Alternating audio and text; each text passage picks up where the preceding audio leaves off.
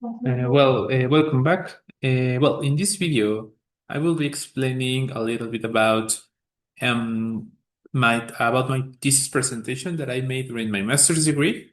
The title of the presentation was the detection of elevated blood pressure based on machine learning and signal processing techniques. So the whole point of this work was to use signal processing algorithms in order to extract features from the signal.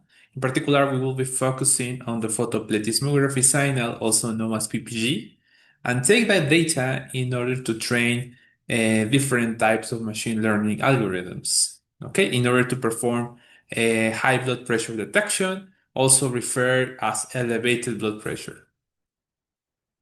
What the outline of this presentation is as follows. First, I will make a brief introduction about the topic. Then I will discuss a little bit about the literature, the methodology that we follow, the results and analysis, the conclusions, and the future work. According to the World Health Organization, high blood pressure, also known as hypertension, is a public health issue is correlated or associated with different types of diseases. For example, we have the heart attack, the heart failure, the kidney disease, the diabetes, and the strokes. And also, according to the World Health Organization, approximately 1.1 billion individuals are affected by high blood pressure, with more than half living in low-income nations.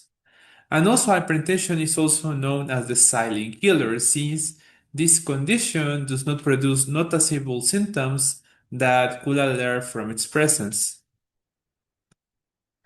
Hypertension is typically um, diagnosticated with the use of a sphygmomanometer. And this is the recommended practice in order to make consultation and ambulatory measurements. Uh, but the problem of using sphygmomanometers or cuff-based blood pressure devices is that they only provide a snapshot of blood pressure. Also, they require arterial compression and can affect the user's quality of life. And also, if you perform some measurements or you use that device by your own, you can have or you can not take adequate measurements if you are not have some degree of expertise by using these devices. And we can, as a consequence, have a wrong classification of the blood pressure level. Here in table one, what I'm showing you is the different classifications of high blood pressure according to the readings that we have in the sphygmomanometer. For example, you can have a normal hypertension if your diastolic and systolic blood pressure are within these values. You can have hypertension if your diastolic and systolic blood pressure are within these values. You can have a stage 1 and a stage 2 hypertension if you have your your blood pressure values within these ranges. And if you have a diastolic and systolic blood pressure with values greater than 100 for the diastolic blood pressure, or a value of 160 or above that for the systolic blood pressure, you can have a stage 2 hypertension. That is the highest level of hypertension that you can develop. And based on this context, in the literature, we have already many works that have tried to detect blood pressure in different ways. For example, you can use statistical and machine learning models. In particular, we'll be focusing on that approach. And the way in which you can do that is to use, for example, photoplethysmography and electrocardiography waveforms. And you can use those signals in order to train different types of machine learning classifiers. For example, you can use a deep learning algorithm, like a convolutional neural network or a recurrent neural network, in order to uh, train that algorithm based on the PPG and the ECG data and try to detect the blood pressure changes. Also, you can use morphological features like the pulse arrival time that is computed based on these two waveforms. Okay. But again, computing these morphological features can be challenging because you need to ensure that the two waveforms are synchronized. And also you need to have a very high quality measurement. On the other side, we have sociodemographic and clinical variables that also have been used in order to detect or classify the individuals into different blood pressure levels by using variables such as the age, the gender, and the body mass index.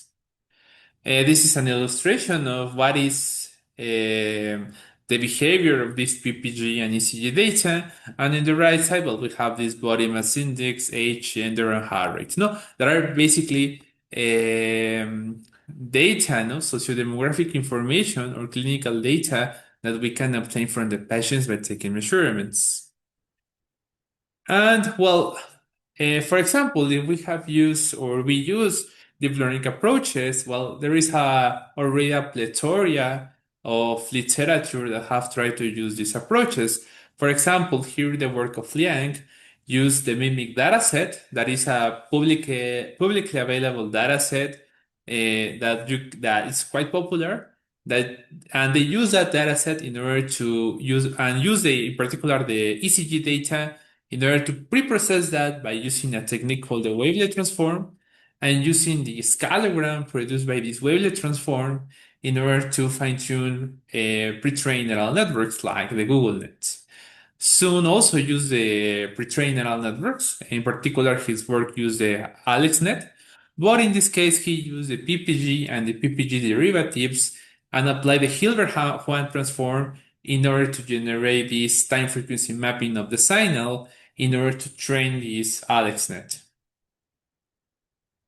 And also we have the work of Liang. Well, in this case, Liang, Zhao, and Sanino use different types of machine learning classifiers. They try to compute features from the PPG data or the ECG data, and based on that feature extraction, they train all of these classifiers like the K-nearest neighbor, the supervector machine, and the random forest. And well, also here we have other works that have based their studies only on clinical data. Here, these first authors, Lopez, use different variables like the gender, the sex, the race, the body mass index, the smoking status in order to train a logistic regression. But in another study, they use also a multi-layer perceptron. And they reported a sensitivity of 77%, a specificity of 68% when they were trying to use a logistic regression, but consequently also they use a multi-layer perceptron and they obtain a sensitivity of 40% and a specificity of 87%. Okay, so as you can see, there is already a plethora of literature that have tried to use this deep learning or machine learning approaches in order to detect these high blood pressure changes. But the problem with all of these approaches is that, for example, in the case of deep learning, you need large sample sizes in order to train these deep neural networks. Also, you need a high computational power and large training times. No, training these algorithms takes a lot of computational power, not only in training the algorithm, but also in finding the adequate values of the hyperparameters like the learning rate, the number of epochs, the number of layers that the neuron has, the type of activation function that you need to use. So it's quite challenging, no, to train these algorithms. And also, well, this is also related to the hyperparameters, is that well, setting those hyperparameters is considered an art. No, we don't have a methodology that tells you how you should define those hyperparameters.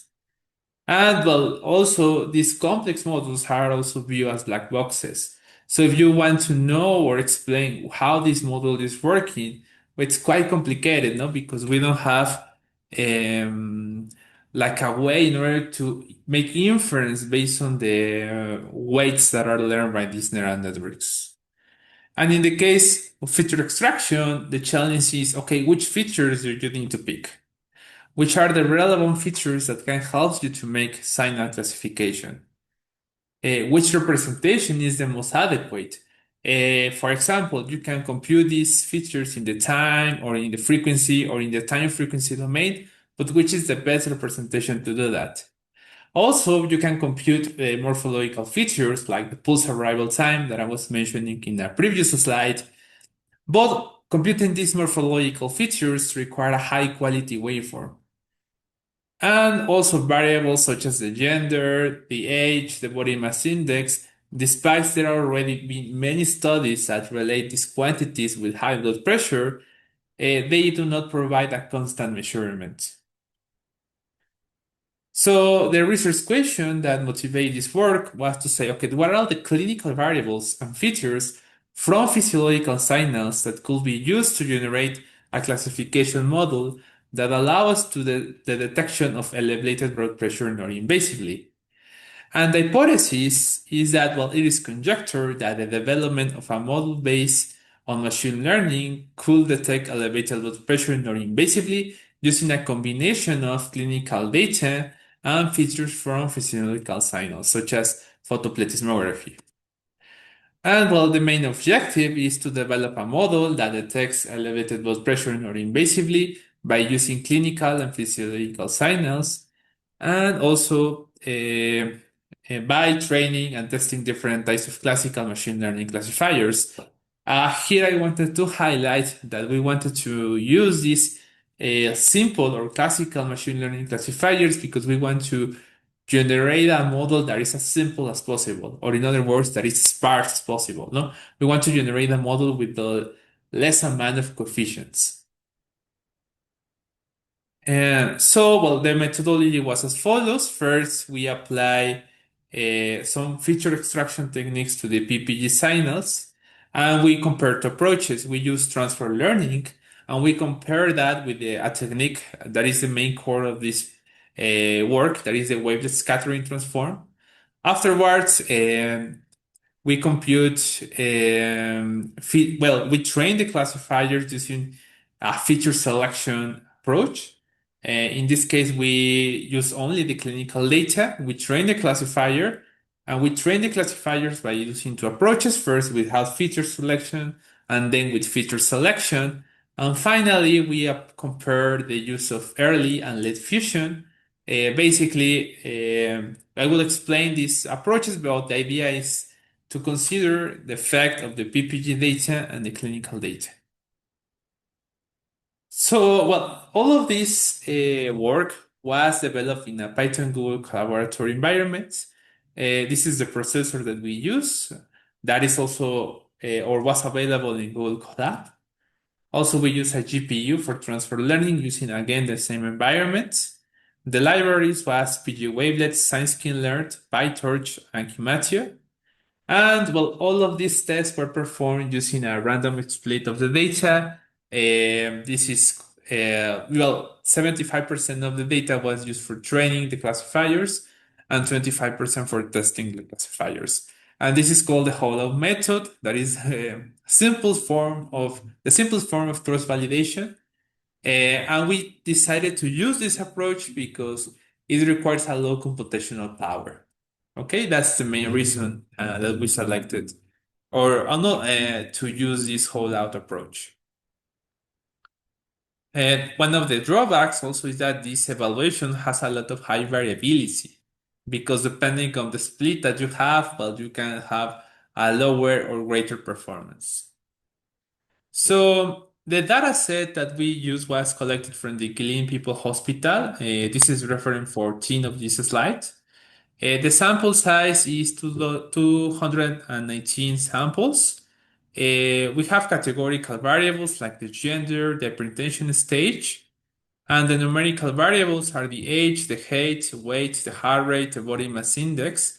And you can look at the distribution of the categorical variables at the right side. You can see that we have a higher proportion of female subjects compared to the male, sorry.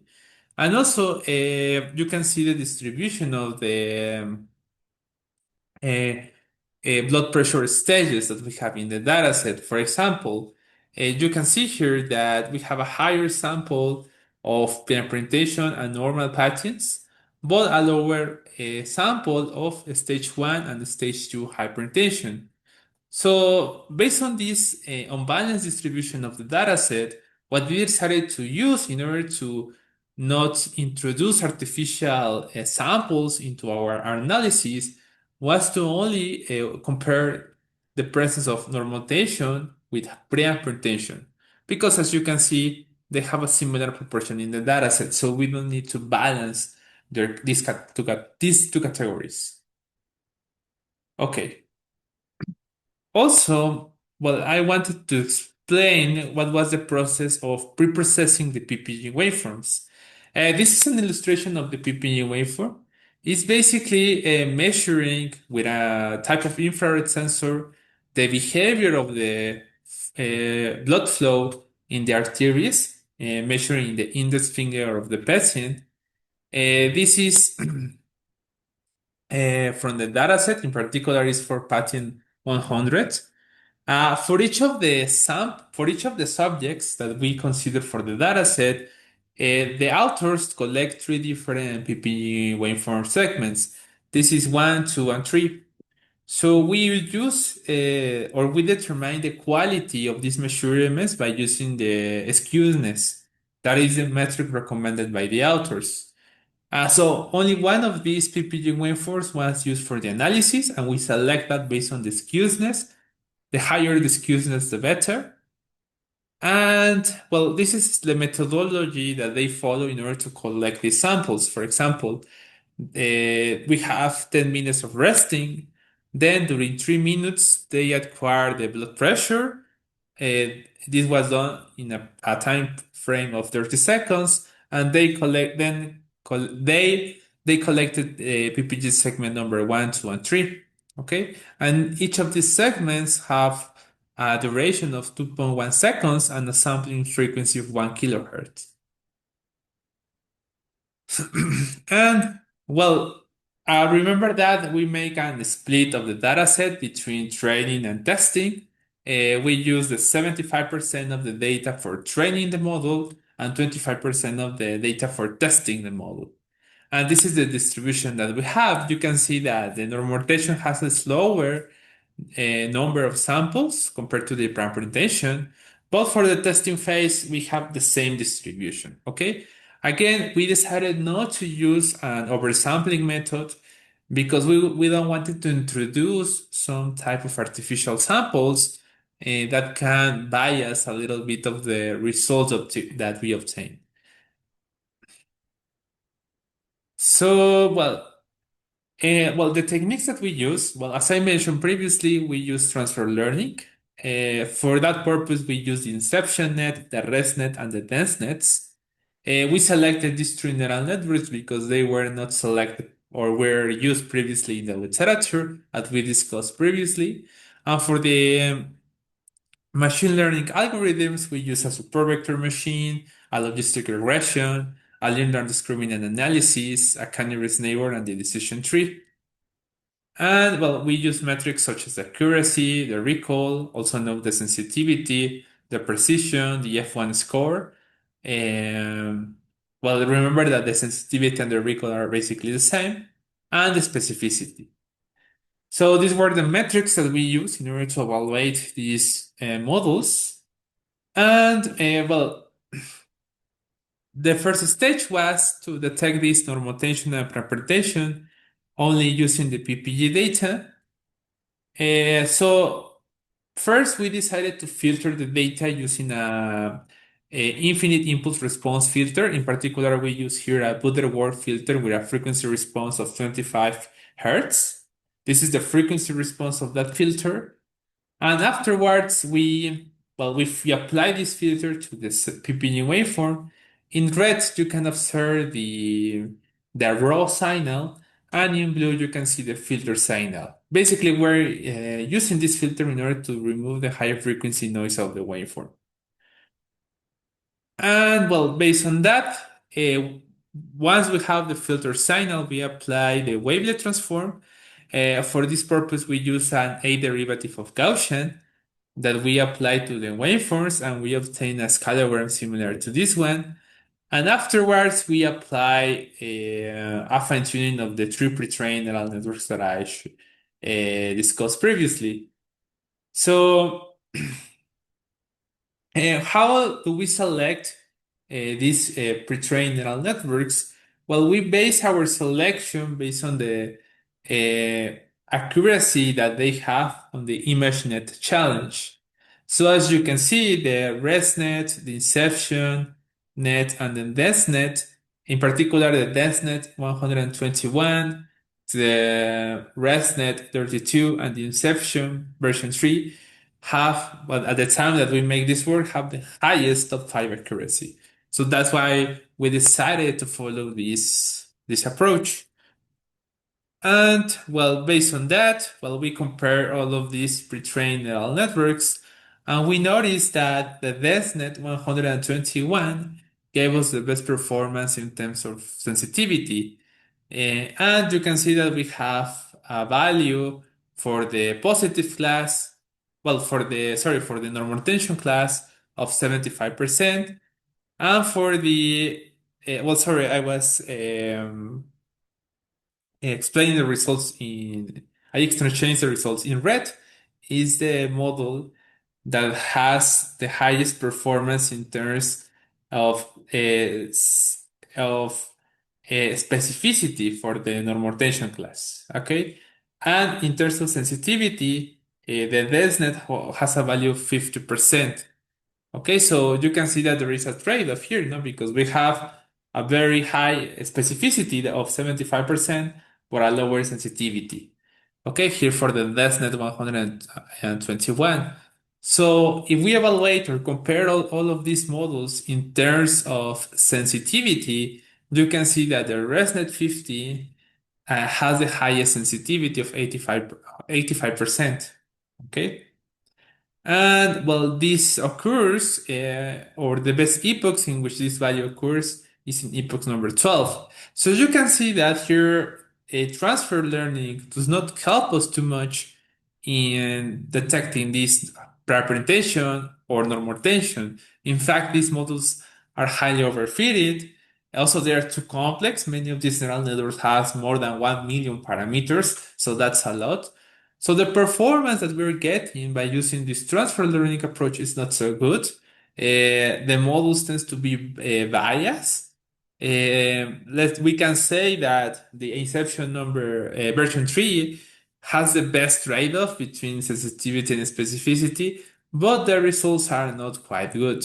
Okay, so that is a problem of this approach. Okay. So based on that, we wanted to perform this classification task by using a different approach that is called the wavelet scattering transform. And this method was proposed by Stefan Malat, and the idea is to say, okay, how signals should be represented for classification. And its idea was to say, okay, we want to create a representation that is translation invariant, but also stable to small time wrapping deformations. And the whole purpose of that is that we want to reduce the within class variance. And why we need this approach, no? Why we need this translation invariance and stability to small time wrapping deformations. Well, the problem is that the magnitude of the Fourier transform is translation invariant. You can shift a signal in time, but you can obtain again the same magnitude spectrum.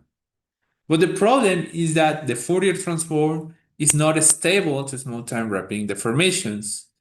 And the other transform that we have is the wavelet transform. But the wavelet transform is translation covariant because it has this time resolution. So in this case, we want a contracted operator that can help us to group the signals that belong into one class that preserves the energy of the waveform and also that is stable to small time wrapping deformations. So in order to do that, we need to perform this cascade of convolutions with wavelets. And this is represented in figure 7, that is basically a visual or a schematic representation of the wavelet scattering transform.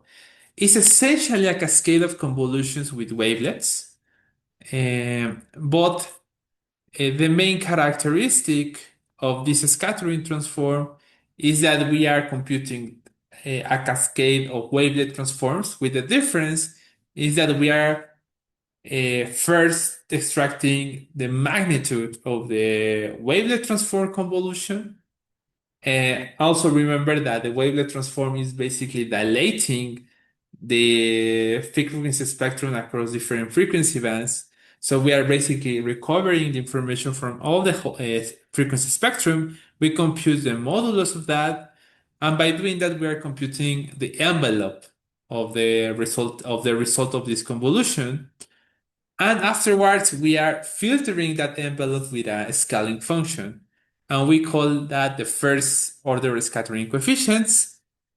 To recover the information filtered by the scaling function, we again convolve the result of the modulus operation of the previous step with a second family of dilated wavelets.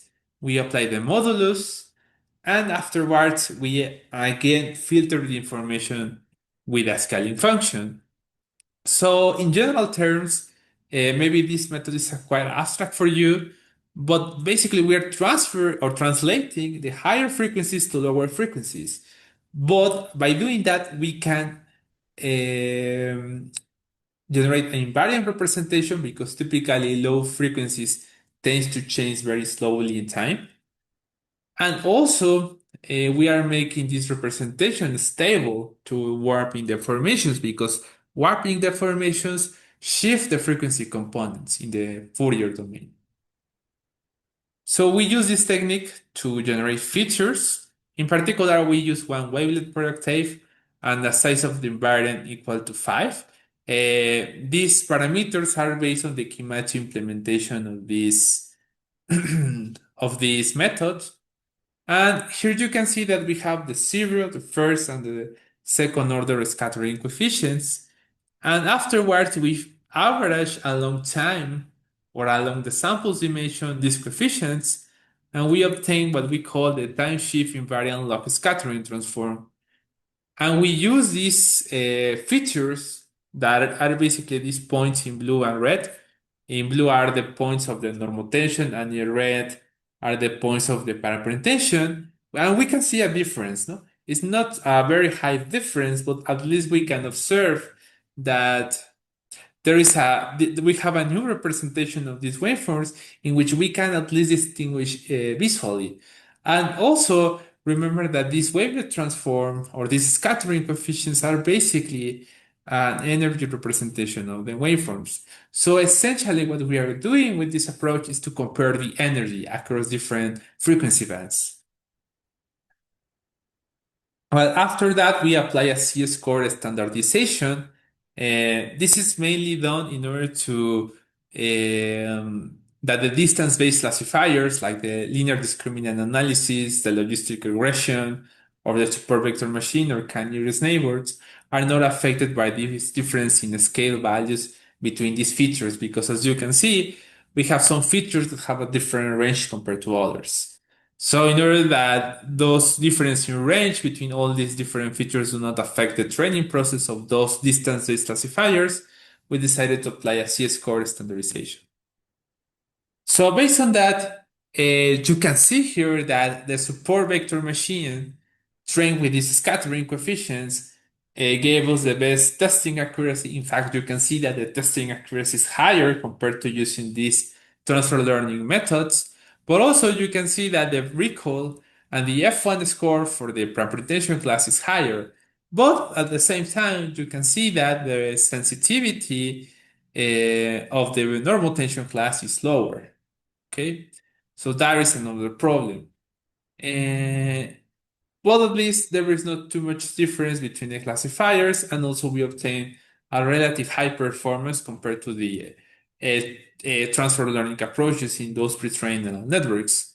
Also, I wanted to point out that in terms of specificity, the k-nearest neighbor and the decision tree gave us the same values are higher, but the results for the preparation class or in terms of sensitivity are lower.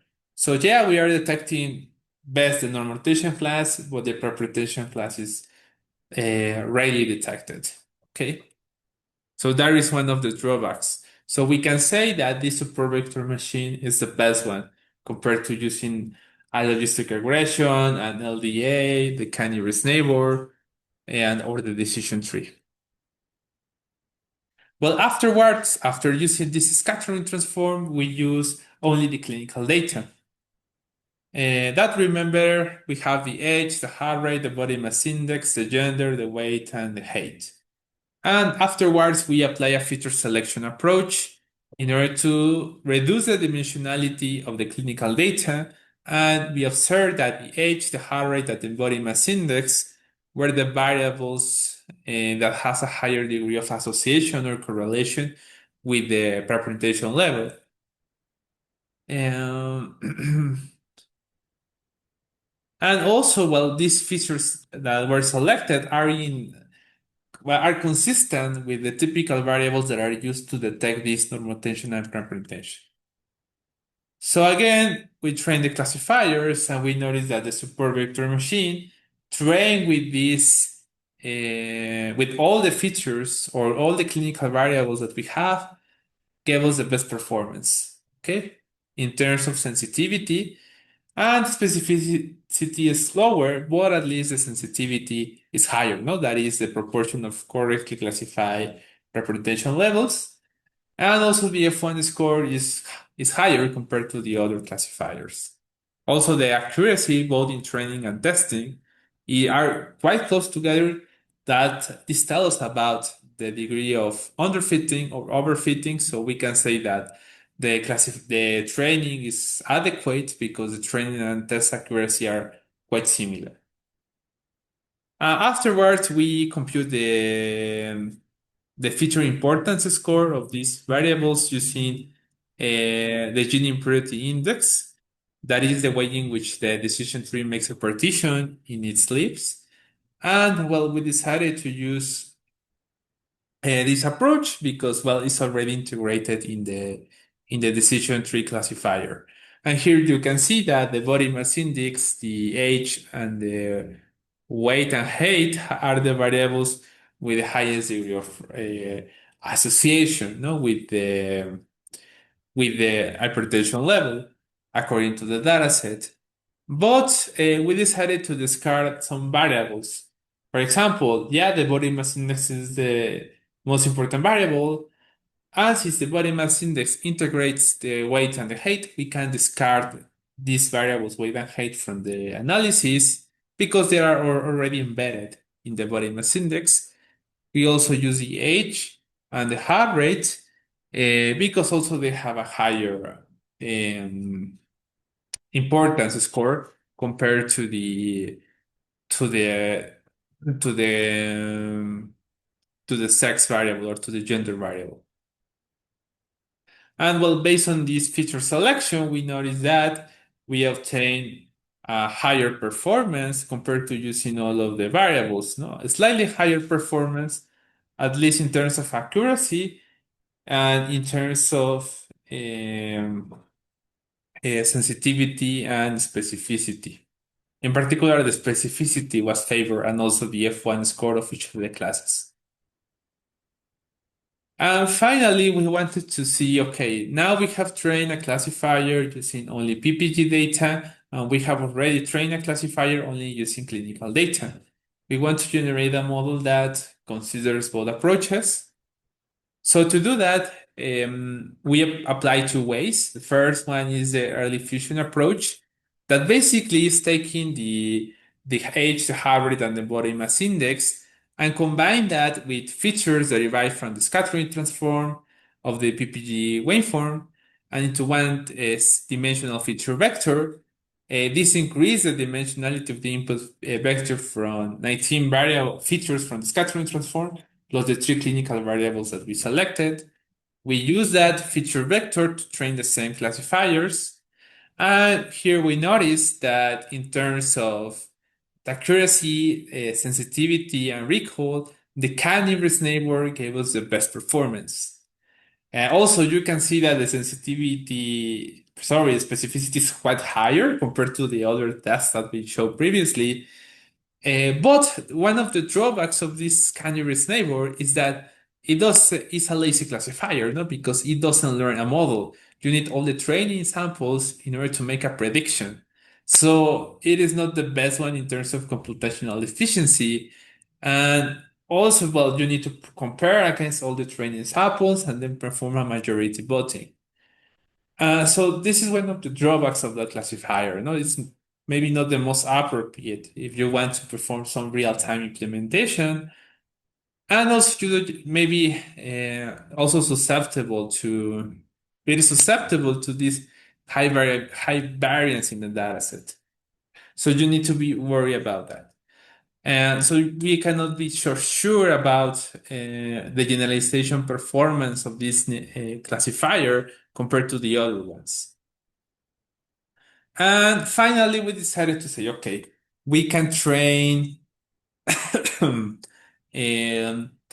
different models and then compare the results or perform a majority voting mechanism that can help us to make a better prediction. So the idea of late fusion is to say, okay, I have a model one that uses one data modality, that in this case is the clinical variables. We have a model two that was trained with the PPG features. And also we have a model three that also was trained with the PPG features. And we perform a hard voting approach. Now we compare each of the classifiers and um, we compare all the classifiers and we make a prediction. And well, for model number one, we use, we are considering the variables trained by the age and so on. And model two, we use the super vector machine and the logistic regression trained with the Weyl scattering transform. Um, Here, well, I don't specify in which machine learning classifier we tested for the sociodemographic waveforms because we wanted to test all of the classifiers that we trained using only clinical data and make a late fusion comparison with the super vector machine trained with the scattering transform and the logistic regression trained with scattering transform. So by doing that, here we are fixing the support vector machine and logistic regression trained with the PPG scattering transform features. Then we change the models that we train from clinical data. And here you can see that combining a support vector machine and logistic regression trained with the scattering transform plus the support vector machine trained with clinical data give us a better performance in terms of sensitivity. In fact, this is the highest value of sensitivity that we obtain, but the specificity remains lower. Also, the F1 score is quite similar to only using the clinical data or the PPG data, but we can notice here that there is some degree of improvement in the F1 score, but the testing accuracy is not the best one. So again, we compare all of the approaches, and here you can see that, this is the results of the first experiment in which we use the features of the scattering transform to train a super vector machine. Here, the F1 score, the sensitivity and specificity, the F1 score and sensitivity are higher compared to the other approaches. The specificity is lower, but since here we are carrying in detecting this positive class of the presence of high blood pressure, we are giving more weight to these two metrics, the F1 score of the hypertension class and also the sensitivity, no? That is the percentage of true positives correctly uh, correctly identified. So, based on these results and this comparison, we can see that only using the features of the scattering transform plus the super vector machine gave us a good classifier compared to using more complex approaches. And finally, we want to make a comparison with the literature. Here you can see that some of the results that we obtained in this work that are presented in the right side are at least comparable to some of the results reported by other authors. Nevertheless, for some studies, it's quite complicated to make a fair comparison because other authors, for example, Liang, use the MIMIC dataset. And here we use the PPGPP dataset that was taken from uh, uh, China hospital. So the distributions are not the same. So making a very good comparison is quite challenging. Also, some authors use different inputs in order to train the classifier. So also it gets complicated not to know which are the best features or signals that we can use to detect this blood pressure. But at least based on this analysis, we can say that at least in terms of S1 score and sensitivity, we have a competitive results to those authors that use the same dataset, like Liang, Zhao, and Sun. Note that obtain similar values for this F1 score, sensitivity, and specificity. So finally, we added some cross-validation process. We didn't use a separate um, a test set to compute this cross-validation because we have a relatively small sample size. And we don't have enough data to correctly represent each of the classes that we analyze in this work.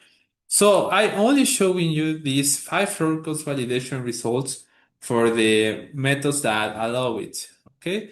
For example, and you can see that the results that we obtain in terms of S1 score, sensitivity, and specificity are quite similar to the ones that we obtain for the holdout method. For example, for the support vector machine trained with the scattering transform coefficients, well, we get a little slower F1 score, but it's quite in the range of the F1 score that we obtain from the holdout method.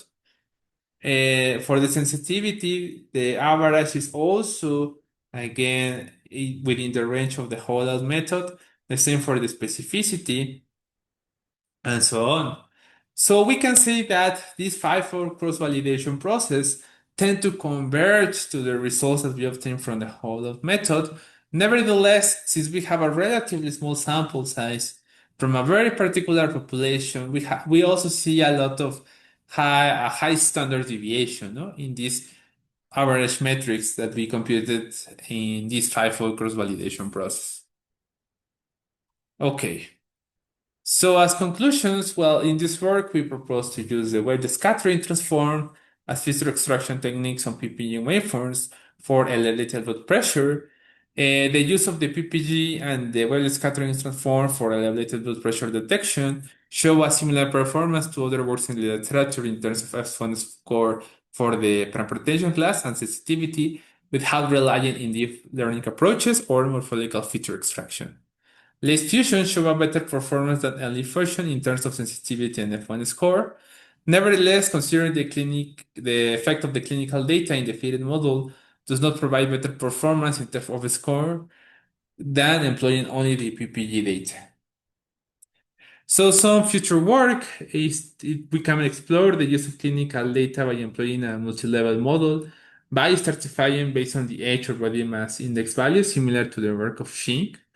Also explore methods to deal with the unbalanced proportion of the dataset, and we can explore the proposed methodology with different distributions because remember we analyze all of this by analyzing a particular sample from China, no? So this is some of the bias that we have in the results that we reported. These are some of the contributions that we make in the literature. First, we perform machine learning-based detection of normotension and hypertension based on the scattering transform. We assess different multimodal approaches for detection of hypertension using clinical PPG features apart from the scattering transform, and a comparison between unimodal and multimodal classifiers for hypertension and normotension detection. This is a literature review that is a product of this thesis work. And also we make another paper published in the Journal of Computers in Biology and Medicine, in which we reported many of the results that I presented here. These are the references that we use in this presentation. We are highlighting by using bold letters the reference that are basically the products of this thesis, not the articles that we publish based on this work. So thanks for your attention and time, and see you later.